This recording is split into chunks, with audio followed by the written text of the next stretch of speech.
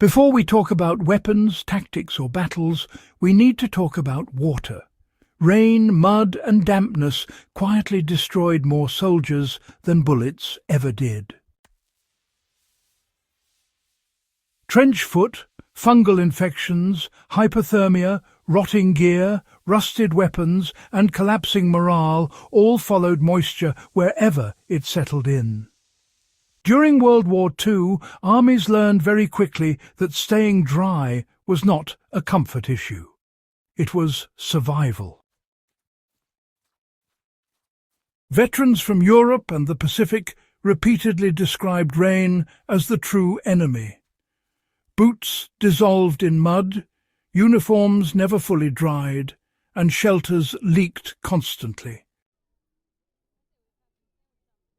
Yet, by the middle of the war, soldiers were staying drier than their World War I predecessors ever managed. This wasn't luck. It was the result of a quiet, deliberate campaign against moisture that combined old knowledge, field improvisation, and, well, overlooked materials science. Military planners quietly redesigned clothing and gear around moisture control. One of the least discussed shifts of World War II was the move away from fully waterproof gear and toward water-resistant, fast-drying systems.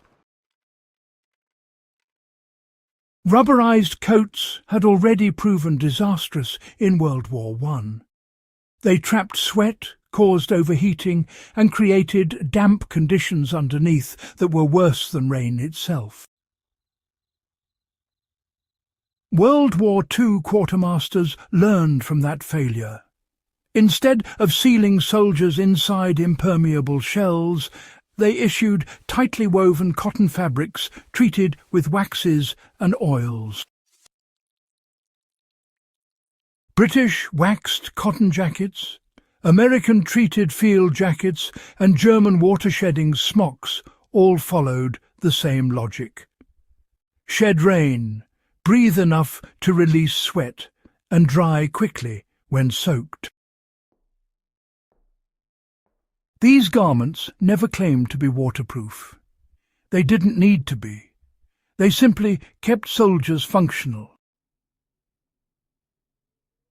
Modern outdoorsmen can apply this lesson directly. A breathable, water-resistant outer layer paired with proper ventilation will keep you drier over time than any sealed rain shell once exertion begins. Soldiers learned, that staying dry really started from the ground up. Mud was actually more dangerous than rain because, well, it never really left. Soldiers standing in wet ground for hours developed trench foot, even without being fully submerged. Units were trained to elevate sleeping areas with branches, planks, or anything they could find. Even just a few inches of separation from the wet soil made a huge difference, drastically reducing moisture transfer. The practical takeaway is simple and timeless. Elevation matters. Whether you're camping, bugging out, or sheltering during a storm, separating your body from wet ground is often more important than blocking rain from above.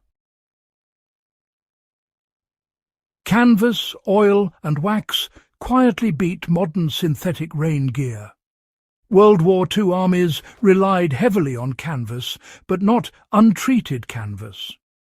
Shelter halves, ground sheets and ponchos were impregnated with linseed oil, paraffin wax or rubberized coatings, depending on supply. These materials aged well, resisted tearing, and could be repaired in the field. Unlike modern nylon tarps, treated canvas didn't flap loudly in the wind, didn't puncture easily, and didn't collapse under pooling water. Soldiers pitched shelters low, angled sharply, and always ensured runoff flowed away from sleeping areas. Water control was active, not passive. One of the hardest lessons of the Second World War was that no gear could save a careless soldier. Camps that flooded did so because drainage was ignored. Trenches that filled with water weren't always poorly designed. They were poorly maintained. Soldiers were drilled to cut drainage channels constantly. Mud was removed daily. Wet gear was aired whenever possible, even in combat zones. Commanders understood that small daily actions prevented catastrophic failure later. Beyond physical survival, dryness preserved morale. Soldiers who could sleep without soaking, march without squelching boots, and wake without frozen clothing perform better under stress. This is often overlooked in survival discussions, but it matters deeply. Comfort isn't luxury, it's resilience. When you remove constant discomfort, decision-making improves, endurance increases, and mistakes decrease. After the war, cheap plastics and mass-produced synthetics replaced labour-intensive treated fabrics. Convenience won over durability. But in long-term wet conditions, the old methods still shine. World War II soldiers didn't defeat rain with magic materials.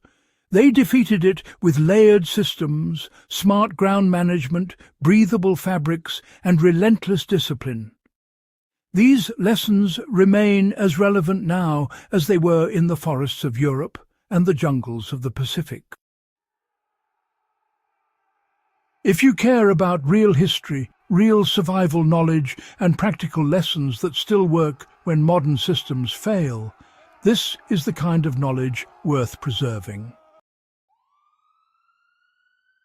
Subscribe to the channel for more deep dives into forgotten wartime survival techniques and historical technologies that shaped how people endured the impossible. Share this video with someone who understands that survival is often won quietly, long before the fight ever begins.